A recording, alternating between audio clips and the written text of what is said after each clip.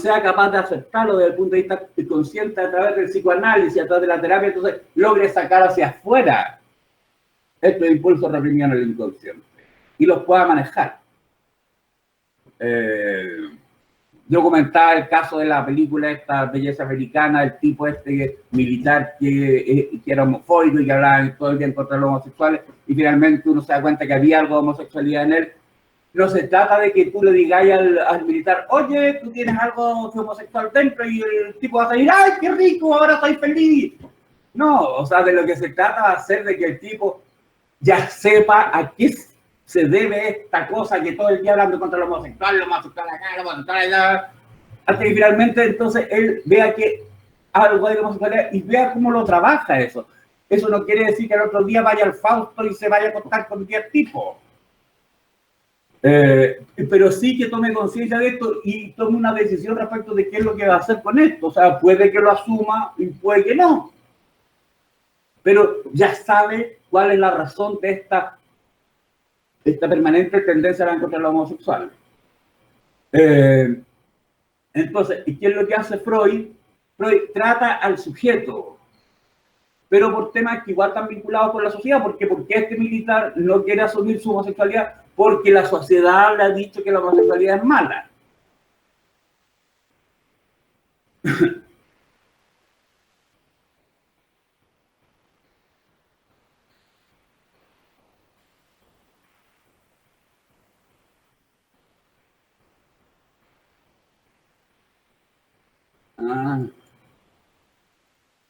Valentina, a ver, ¿cómo definimos el concepto de identidad? ¿Lo que somos completamente por dentro o lo que aparentamos ser? Igual uno no se conoce al 100% realmente, es importante más. Sí, pero por eso la idea es que lo que no conozcamos de nosotros sea, en el caso del psicoanálisis, sea a través de la ayuda de la terapia, el que nos podamos conocer. Pero no es función en general de la terapia, porque si no todos tendremos que estar en terapia. Pero de qué es lo que se trata, en el fondo, una persona que no tenga ningún problema debería tener una conciencia de qué es lo que es. Y más o menos conocerse a partir de lo que uno se conoce de uno y de lo que ve que hay coherencia además en lo que los otros piensan de uno. Eso es el caso habitual, el caso normal. Hay otras personas que por razones de que la sociedad dice que algo es malo, entonces si la persona tiene ese deseo, ese impulso, inconscientemente lo esconde. ¿Por qué? Porque en el fondo sería como te dice la sociedad que eso es malo, eso es cochino, eso es sucio. Pero esto tiene que ver también con el tipo de sociedad en la que vivía Freud, o sea, desde el punto de vista de lo sexual, por ejemplo. O sea, el día de hoy, que esto yo lo comentaba, donde no existe toda esta represión sexual, la gente ya no está con todos estos mecanismos de defensa y toda esta cuestión. Sí hay cosas que no aceptamos de nosotros mismos y sí, para eso necesitaríamos ayuda de un psicoanalista en términos de que nos aceptemos a nosotros mismos tal como somos. Pero no toda la gente tiene ese problema. Entonces, ¿de qué es lo que se trata en el fondo de la identidad? Es descubrir cómo es uno mismo.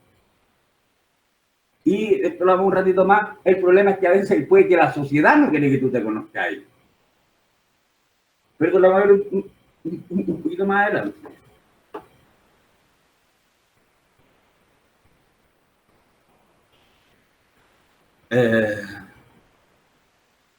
Puede que haya algo mío que forme parte de nuestra identidad y que yo no lo conozca. Claro que sí. Y por eso aún así, o sea, uno dice, incluso ya si bien no está la represión sexual, entonces uno debería pensar de que el psicoanálisis ya no tiene importancia dentro de la sociedad. Tiene mucha importancia porque hay muchas cosas que las personas, hay ciertos rasgos que las personas no quieren aceptar de sí mismas y que van más allá necesariamente de la sexualidad o incluso de la sexualidad. Yo puedo ser homosexual y se los comenté a todos ustedes y ven que no tengo ningún problema, pero hay un montón de gente que puede que sí tenga problemas. con aceptar su homosexualidad. Hoy. Entonces, tampoco podemos pensar de que si bien ya no es un problema así, de que todo el mundo, o sea, cuando yo era cabro chico, todo el mundo ocultaba su homosexualidad. Todo el mundo. Yo no conocí nunca a nadie que dijese abiertamente en un programa de televisión o que dijera en un curso, oye, yo soy homosexual. Nadie. Esto ha ido cambiando un poco con el tiempo, pero tampoco es una cuestión de que cambia radicalmente y que el día de hoy yo voy a pensar de que nadie debería tener problemas para asumir su orientación sexual. O no necesariamente orientación sexual, pero puede ser, por ejemplo, o sea, igual la sexualidad femenina es más castigada que la sexualidad masculina. Por ejemplo, el tener varias mujeres para un hombre es como, ¡guau! Así como que hasta cierto punto la lleva. Pero sin embargo, si una mujer tuviese varios hombres con los que se acuesta, o sea, uno diría, pero ¿cómo? Entonces, igual todavía hay cierta diferenciación que no debiese existir entre la sexualidad masculina y la sexualidad femenina. Entonces, también desde ese punto de vista, es comprensible de que una mujer que tenga ese impulso de ser buena para acostarse con varios gallos que le gustaría y que lo pienso, dice que le gustaría estar con unos 3 gallos, ¿cómo lo pasaría bien? Pero sin embargo eso, como existe represión sexual, esa persona no saca eso de afuera y puede que incluso lo meta en su inconsciente.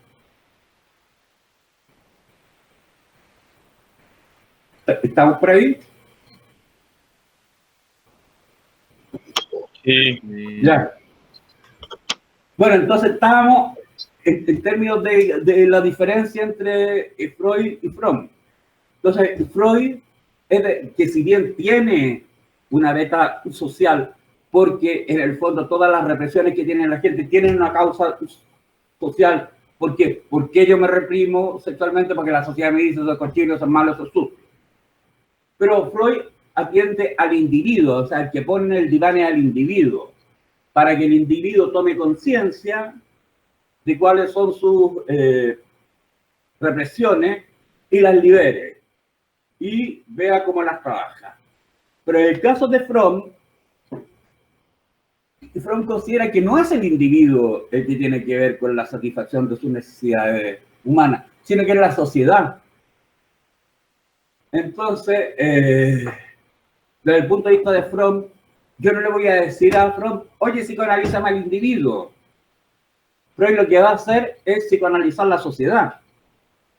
Y de ahí deriva el título de una de sus más grandes obras, que si bien no es la más conocida, desde mi punto de vista la más importante, que es el psicoanálisis de la sociedad contemporánea. El psicoanálisis de la sociedad contemporánea, Freud justamente lo que hace es eso, es psicoanalizar a la sociedad, no al individuo. ¿Y por qué? No tiene, o sea, si hay una persona reprimida, por ejemplo, yo no puedo decirle al individuo, oye, ¿por qué están reprimiendo? No puedo endosarle al sujeto la responsabilidad. Debo endosársela a la sociedad. Entonces, al final la sociedad crea como ese individuo. Y por lo tanto, lo que hay que tratar es a la sociedad, no al individuo. Entonces, no es el individuo el que está enfermo, es la sociedad la que está enferma y en su enfermedad enferma al individuo. Entonces, si incluso uno comienza a analizar cada una de las necesidades que vimos, o sea, uno puede ver cómo efectivamente la sociedad se encarga de obstaculizar que los sujetos satisfagan sus necesidades propiamente humanas. ¿Por qué? Porque a la sociedad le conviene tener ovejitas, no le conviene tener sociedades y seres pensantes. ¿Por qué? Porque no vivimos en cualquier sociedad, vivimos en una sociedad capitalista. Entonces a la sociedad capitalista no le va a interesar que los individuos, por ejemplo, tengan clarísimo su identidad. ¿Y por qué? Porque un individuo que tenga clarísimo su identidad no va a ser un individuo que va a andar comprándose cosas en el consumismo, en los malls, comprando aquí, comprando allá. Porque el individuo va a saber que él no va a ser más ni va a ser menos en términos de su identidad comprándose o no comprándose cosas. En cambio, si yo tengo un individuo inseguro, sí voy a tener al individuo comprándose cosas. Porque va a creer que su identidad tiene que ver con la compra de cosas. Y que va a ser mejor si se compra cosas. Entonces, a ver, hagamos un ejercicio de ver cuál es la necesidad que hemos visto desde el punto de vista de Fromm. Necesidad de relacionarse efectivamente. Claramente a la sociedad capitalista no le interesa que los individuos satisfagan su necesidad de relacionarse efectivamente. ¿Por qué? Porque pone a los sujetos en términos de mercancía que se intercambian. Recordemos que incluso hasta no hace mucho, todo este tema de los apellidos era fundamental. O sea, cuando alguien y conocía a una persona, las viejas decían, ay, ¿qué apellido es? ¿Qué apellido es? ¿Por qué quiere saber qué apellido es? O sea, porque le interesa si la persona tiene plata o no tiene plata. Y eso era lo normal. La gente así lo vivía. Entonces, la necesidad de relacionarnos efectivamente, no vemos al individuo como un legítimo otro con el cual nos relacionemos, sino que la sociedad capitalista nos hace ver efectivamente qué provecho podemos sacarlo. Después la otra necesidad, la necesidad de trascendencia. O sea, al sistema le interesan algunas trascendencias. O sea, la trascendencia vinculada a profesiones donde hay una mirada crítica respecto de algo, por ejemplo, la pedagogía, la sociología, el arte, o sea, son profesiones que son medias peligrosas para el sistema. Al sistema, ¿qué cosas le interesa? Bueno, la ingeniería, el derecho, y además las profesiones en las cuales ojalá uno pueda sacar plata. Y además profesiones que sean así como light, no profesiones que sean que de una u otra forma, cada uno a través de la formación lo hagan cuestionar el sistema. Entonces, no es cualquier trascendencia para el sistema capitalista. Son ciertas trascendencias las que al sistema capitalista le interesa destacar y promover. Aquellas que no cuestionen el sistema. Después la necesidad de arraigo. Ser autónomo, independiente, autosuficiente, tampoco. O sea, ¿por qué? Porque esa persona es una persona que es muy segura de sí misma. Entonces, no es presa fácil de la manipulación. Después la evolución del amor maternal al amor fraternal. O sea, tampoco al capitalismo le interesa que nosotros nos preocupemos de los derechos humanos.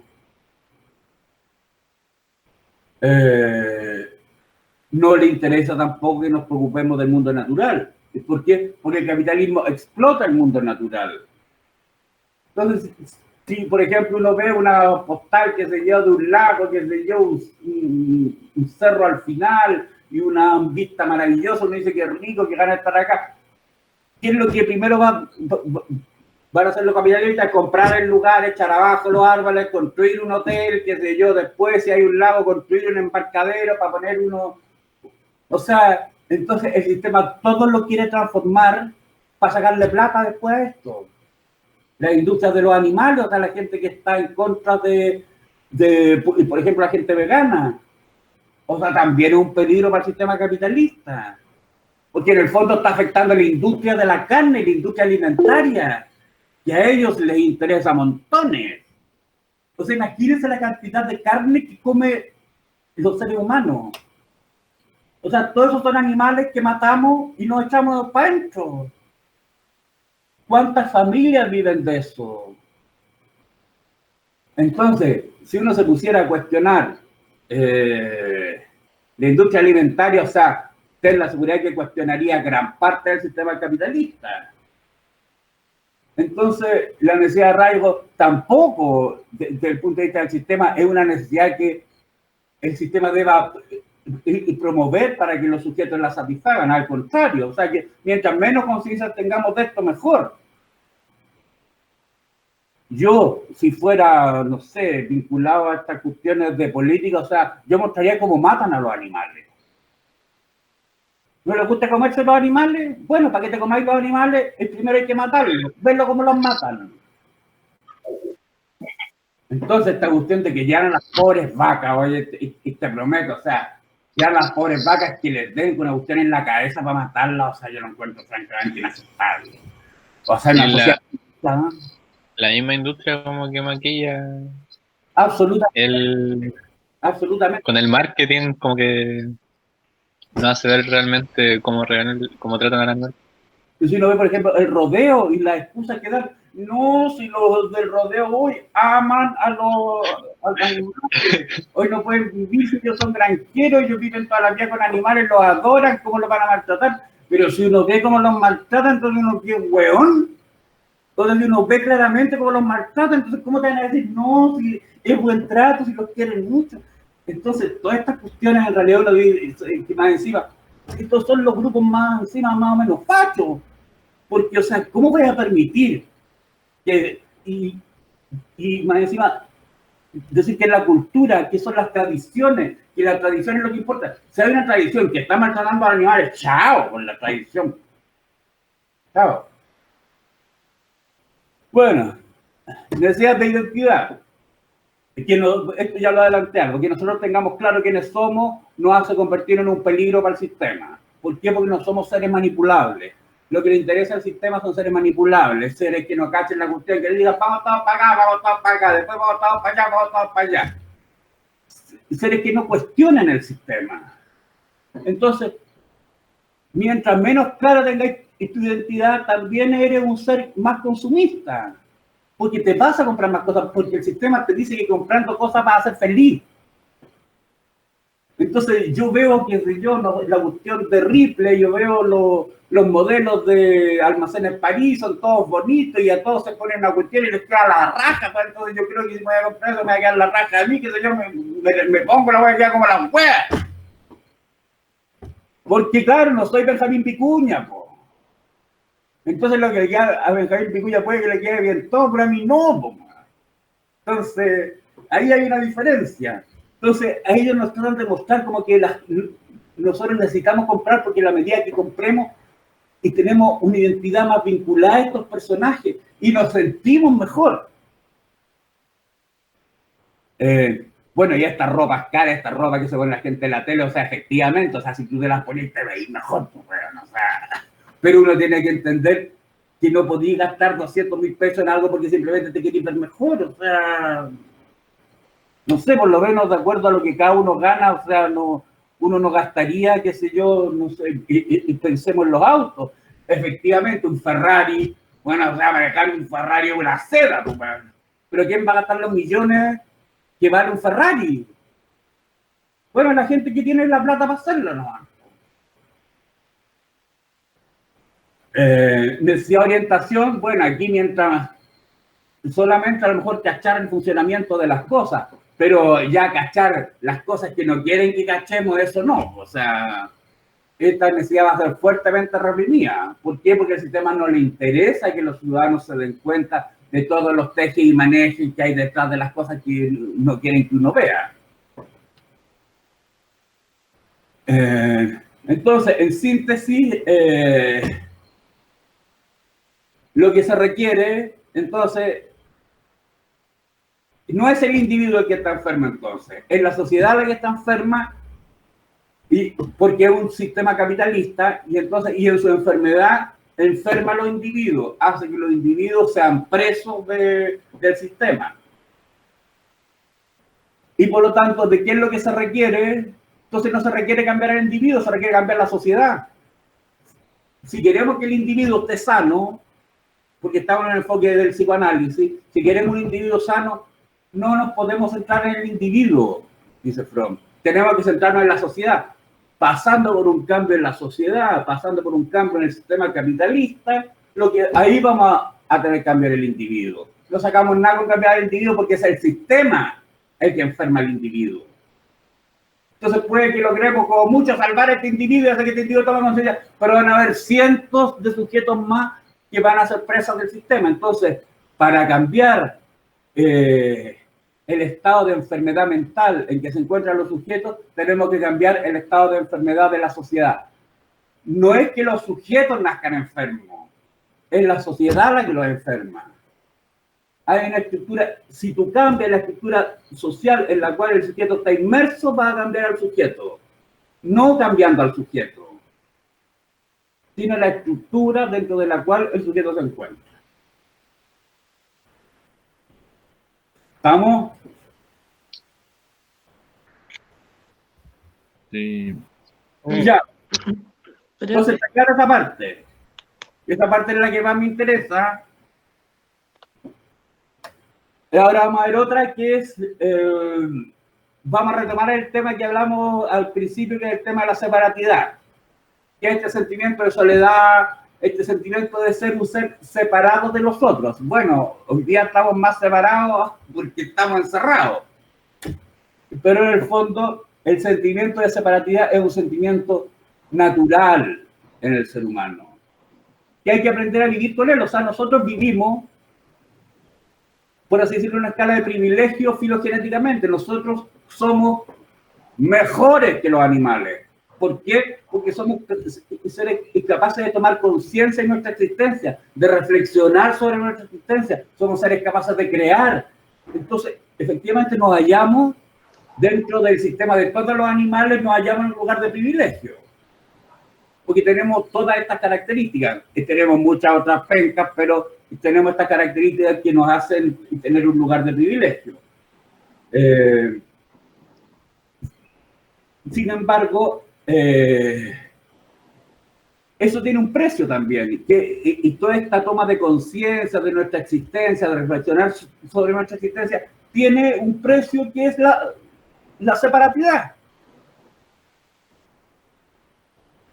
Nosotros no andamos como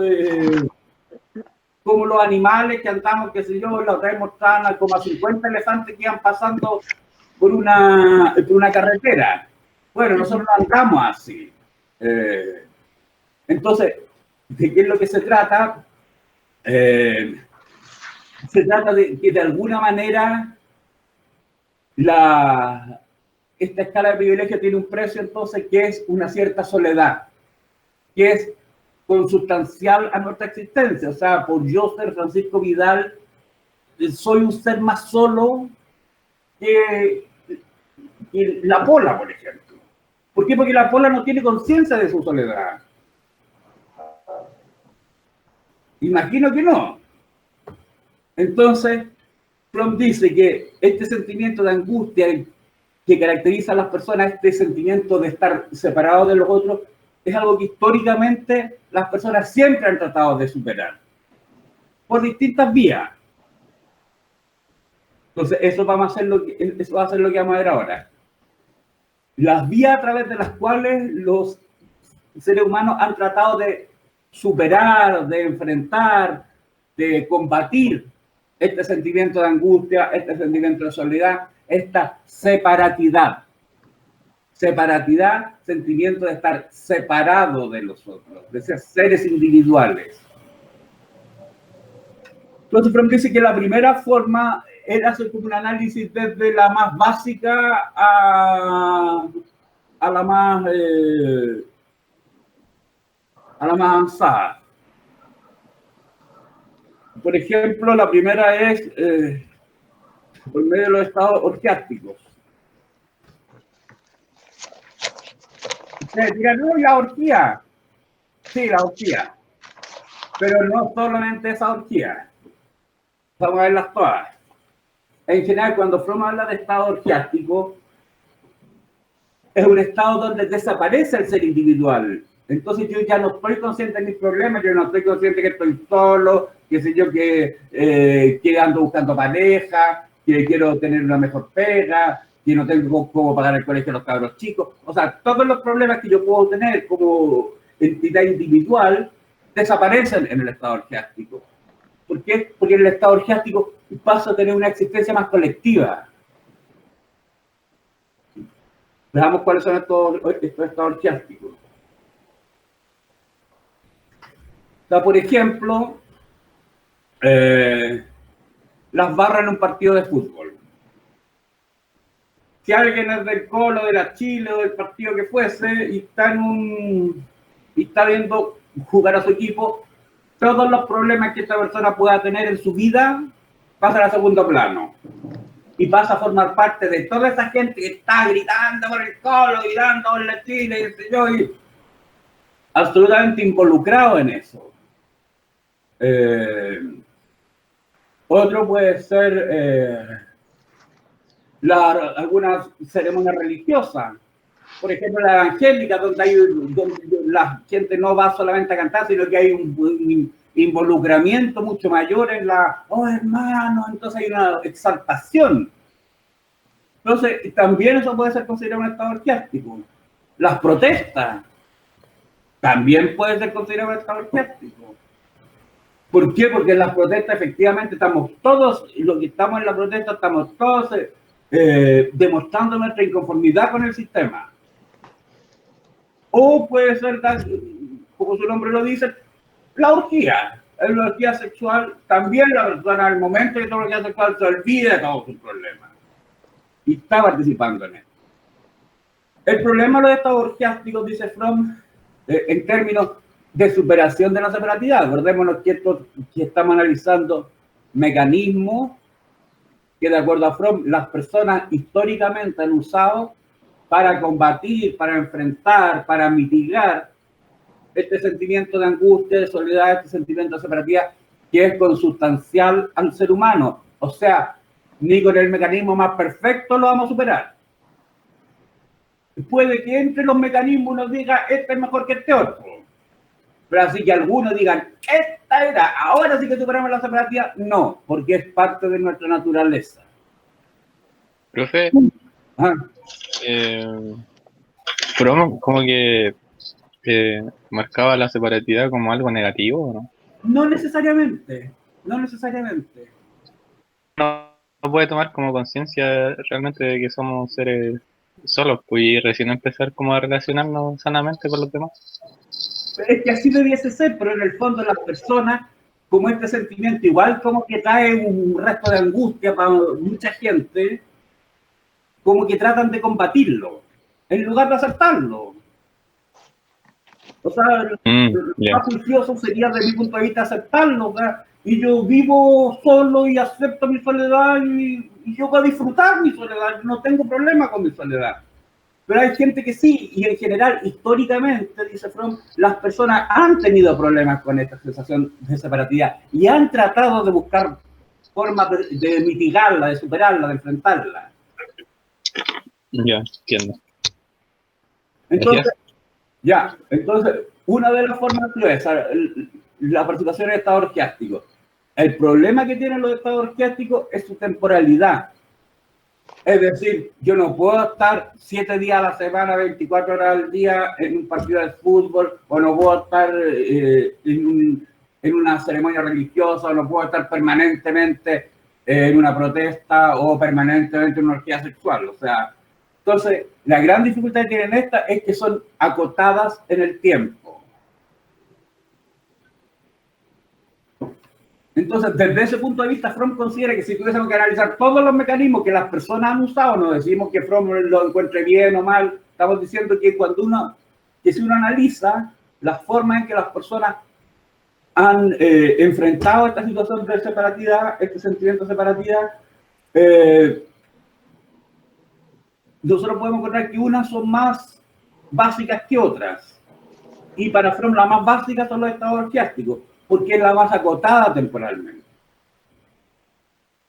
Vamos a ver otra, que es la conformidad con el grupo. Que aquí, o sea, uno forma parte del grupo más tiempo del que participa de una ceremonia religiosa, más tiempo del que está en un partido de fútbol, más tiempo que está en una orgía sexual. Entonces la conformidad con el grupo es otra forma de enfrentar la separatidad. ¿Por qué? Porque nosotros naturalmente formamos parte del grupo. Pero incluso, muchas veces, puede que nosotros no estemos conformes con el grupo, o no estemos conformes con ciertas normas de los grupos. Pero aún así nosotros preferimos seguir perteneciendo a ese grupo a pesar de que hay cosas de ese grupo que van en contra de lo que nosotros pensamos.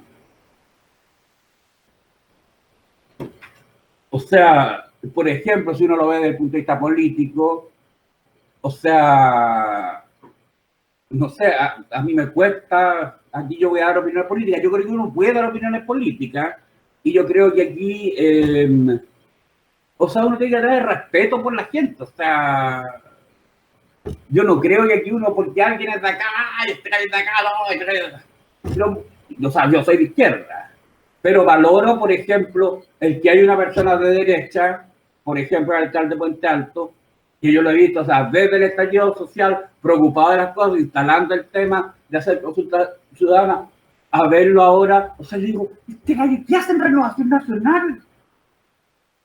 O sea, porque todo el planteamiento que él hace, yo lo escucho y yo digo, este gallo no debería estar en Renovación Nacional, o sea, su grupo de pertenencia debiese ser, no sé, el PS, PPD. Me extraña que él sea de derecha. A su vez, otros, por ejemplo, Jimena Rincón, que es de C, pero ella tiene una postura, por ejemplo, a favor del aborto. Y uno dice, pero ¿cómo si ella está en la democracia cristiana, los demócratas cristianos están en contra del aborto? Ya, pues ella, pero ella no está, ella está a favor del aborto. Entonces, las personas pueden, en teoría, pertenecer a un grupo, pero tener una postura distinta, pero eso igual tiene un precio. Ahora la Jimena Rincón y Germán Codina pagan un precio de ser considerados raros dentro de su grupo. Lo ideal en el grupo es que tú penses igual que piensa el grupo, porque de eso depende la pertenencia al grupo. Entonces, la conformidad con el grupo es casi uniformidad de las personas. Si ahí me dicen, ya, tú vas a pertenecer, por ejemplo, a la democracia cristiana, me van a decir, pero por ser de la democracia cristiana tú tienes que pensar esto. Y si yo digo, ya, sí estoy de acuerdo con esto, con esto, con esto y con esto otro, pero si que con esto no estoy de acuerdo, nada, ahí va a ser problema. Entonces, el tema de la conformidad con el grupo tiene el pequeño problemita de que tú tienes que muchas veces pasar a llevar tus propias creencias o tus propias opiniones por pertenecer a ese grupo. Y pongo el ejemplo de la política, pero pueden haber otros ejemplos. Es la idea de que un determinado grupo tiene una determinada forma de funcionamiento y esa forma de funcionamiento no necesariamente le acomoda a todos los integrantes del grupo, pero las personas del grupo deciden para seguir perteneciendo al grupo, aceptar esa norma que va contra de lo que ellos mismos piensan. Entonces, finalmente uno se pregunta cuál es la idea de pertenecer al grupo, pero y tiene la ventaja, por así decirlo, en relación a lo anterior, que hay una mayor estabilidad en el tiempo, porque no es que los grupos, uno forme un grupo 2 horas y después forma parte del grupo 3 horas y después de otro grupo 3 horas y después un día. O sea, no es como los estados orgiásticos. Entonces, ¿por qué? Porque en términos temporales es algo mucho más estable en la vida de las personas, pese a que también tiene este lado negativo.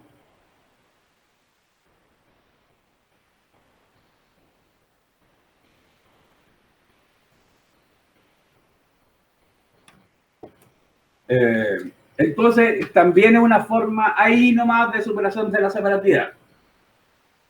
Después viene el trabajo, lo que Fromm llama la unión creadora con el mundo exterior.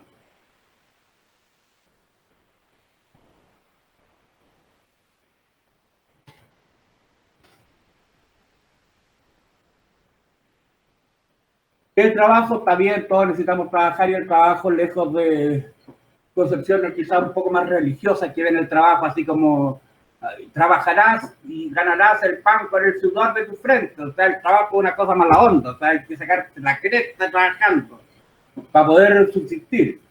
la idea del trabajo es que sea algo, o sea, ustedes están estudiando música porque quieren ejercer en algo que les gusta, que les va a satisfacer, entonces no hay una imagen del trabajo negativa.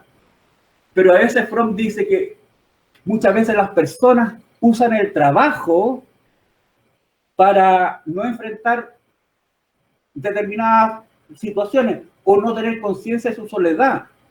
O sea, por ejemplo, si yo trabajo y no solamente estoy en mi trabajo, sino que después me llevo cosas para la casa, porque tengo cosas que corregir, y después de tener cosas que corregir tengo que responder mail, y después de responder mail tengo que revisar unas cosas, y mañana en la mañana otra vez.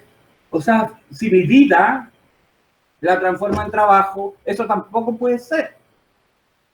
Porque finalmente estás usando el trabajo para no asumir partes de tu propia vida, que es, entre ellas, asumir tu soledad.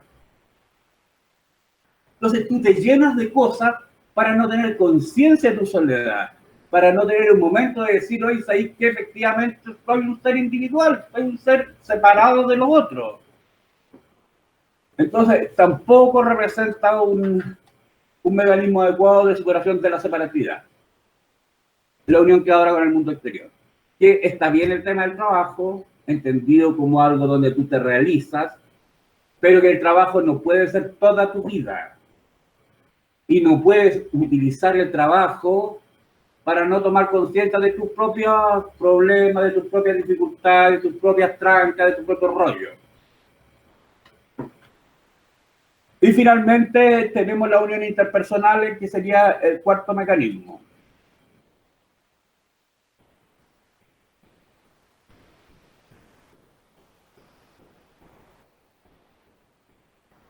Y acá Fromm distingue dos tipos. El primero es la unión simbiótica.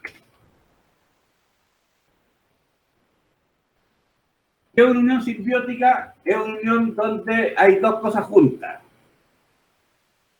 Fromm da un ejemplo de unión simbiótica física, que es una madre embarazada con su hijo.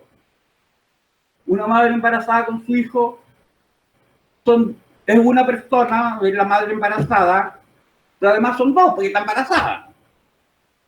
Así que uno podría encontrar una unión simbiótica biológica, pero evidentemente no representa un problema, estaba dando un ejemplo.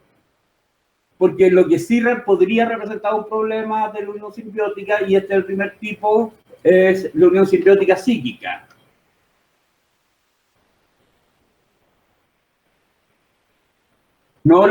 Y por lo tanto no la biológica. ¿Qué es una unión simbiótica psíquica? Entonces, que son dos personas, pero al mismo tiempo son una. Fromm habla de las relaciones sadomasoquistas.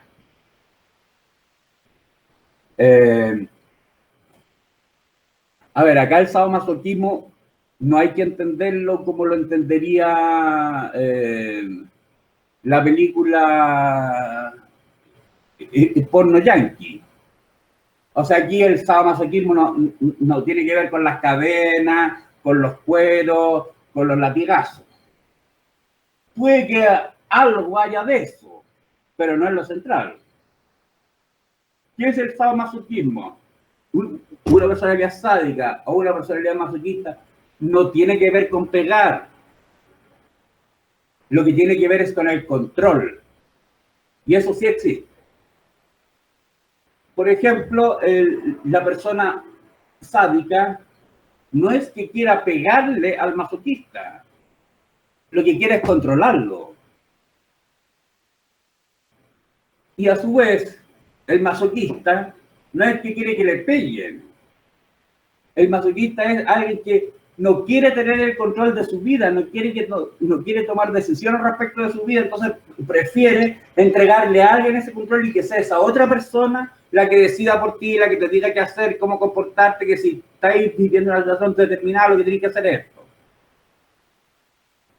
Entonces, sadismo y masoquismo es un tema de poder. Entonces, ahora, dentro de ese poder, una expresión dentro de muchas puede que sea la expresión sexual, pero no es la central, digamos. Y no tiene que ver necesariamente con el pegar, es también una cosa extrema. Tiene que ver con el control sexual. Entonces, si uno lo ve desde el punto de vista de superación o un mecanismo usado para superar la separatidad, ¿cómo operaría?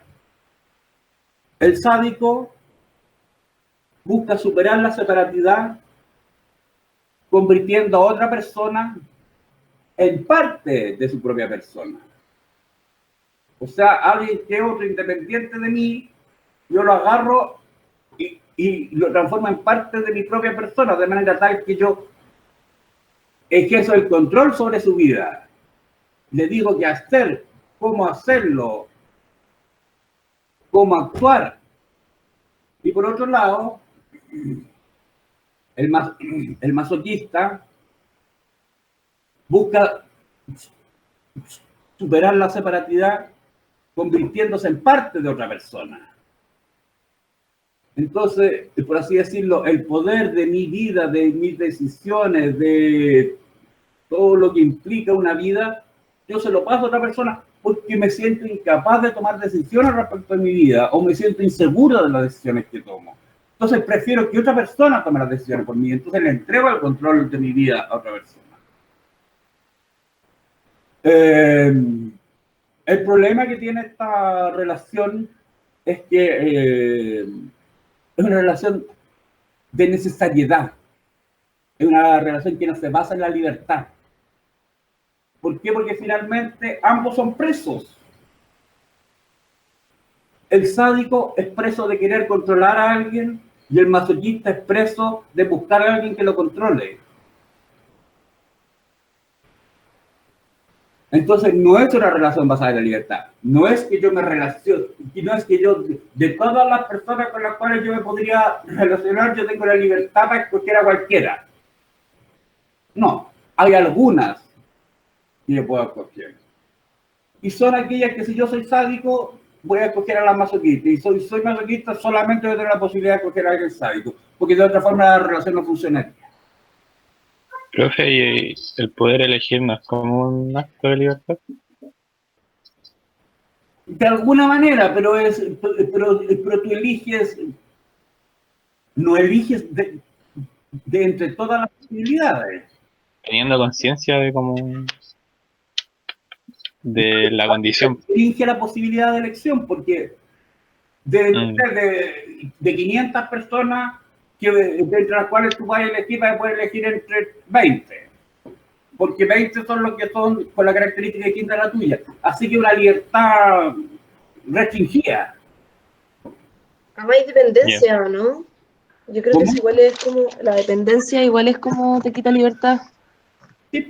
Porque tú dependes del otro para poder no sentirte separado, no es como algo que tú eliges, sino que necesitas. O sea, sí, pero ahí de alguna manera hay una elección, pero el marco de esa elección es mucho más restringido. Sí. Entonces, ese es el problema que le ve Freud. Bueno, y además también habría que hacer un análisis de por qué esa persona busca controlar a las otras o de por qué esta otra quiere que la controlen. O sea, también eso sería digno de análisis. Pero incluso siendo así, igual hay una pérdida de libertad en términos de que yo no puedo escoger cualquier persona con la cual vincularme. Estoy obligado a escoger dentro de cierto ámbito. Y aquí Fromm se va a meter en que este quizás es el texto más conocido de Fromm, que es El arte de amar. Porque Fromm dice que efectivamente esta relación sadomasoquista, el problema que tiene es la pérdida de libertad para poder decidir. Entonces, para Fromm, sí, una unión interpersonal que sí funcionaría no sería la unión simbiótica, sino que sería lo que Fromm llama el amor maduro.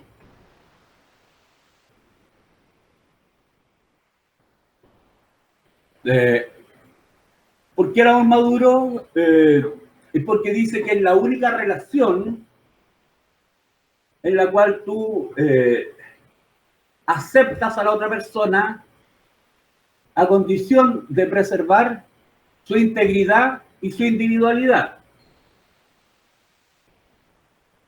O sea, yo acepto a la otra persona. Si yo me enamoro de esta persona, yo la acepto. Y la acepto justamente por lo que, porque por algo supuestamente me enamoré.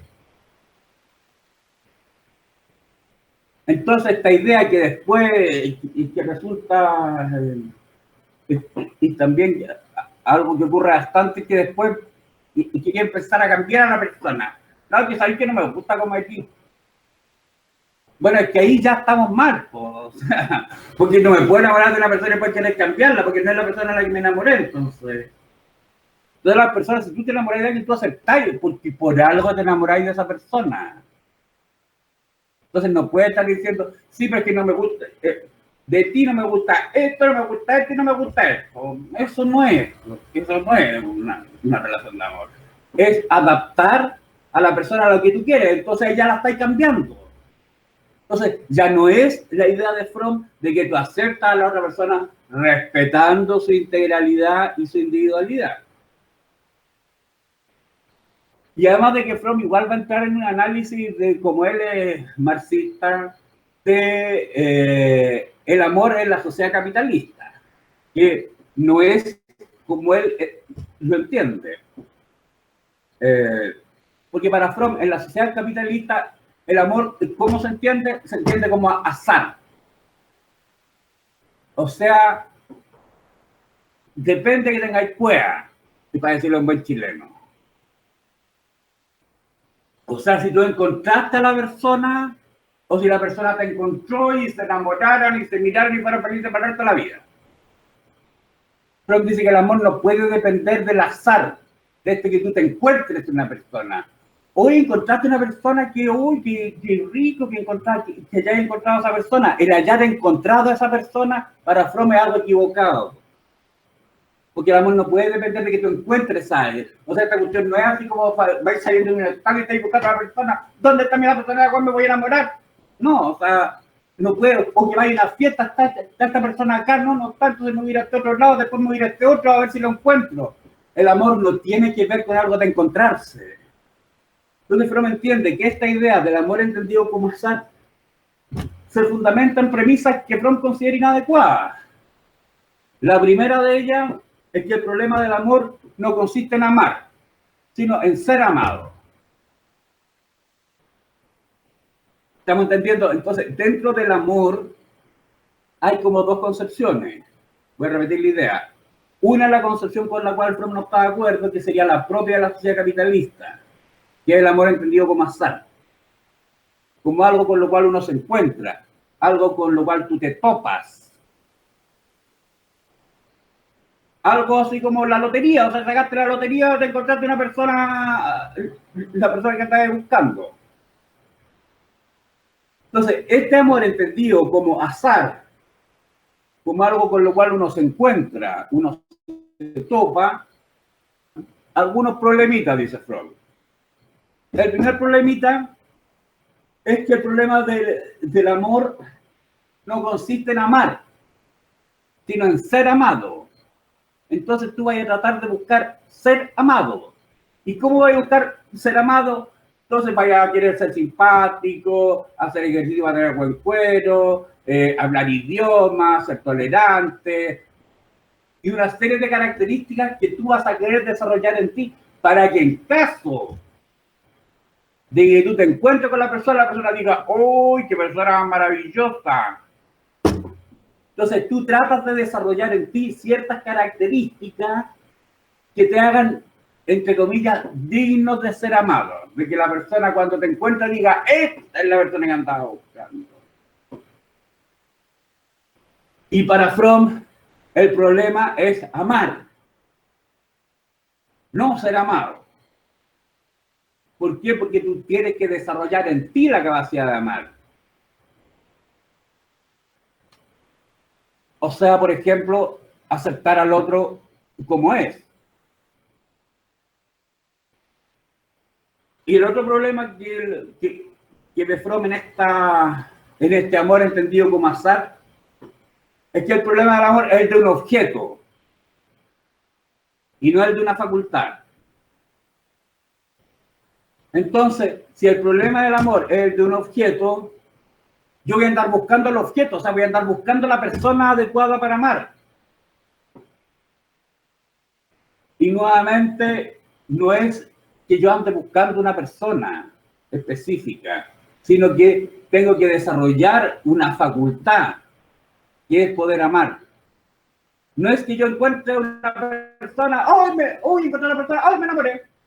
Porque para poder enamorarte, tú tienes que desarrollar capacidades en ti.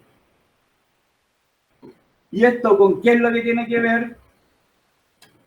Bueno, con lo que Fromm plantea como el amor maduro, que se diferenciaría del amor entendido como azar. ¿Y por qué el amor maduro? Porque Fromm dice que en el fondo, y eso por el título del libro, el amor es un arte. ¿Y por qué es un arte el amor? Para decirlo en fácil, porque no se trata de que yo quiera amar, o quiera tener una pareja, o me quiera enamorar, porque todo eso depende del querer. Y Fromm dice que no depende, que esto no puede depender del querer. Por ejemplo, si yo les dijera a ustedes, hoy quiero ser concertista de piano, y sueño, y qué sé yo, y me veo de repente que estoy en la azotea de un edificio y estoy en una noche con unas nubes negras y yo estoy tocando en la azotea del edificio un piano y le pongo color y siento la música y me hago uno con el piano y está el viento que me rodea. Entonces, Fromm, ¿qué me diría?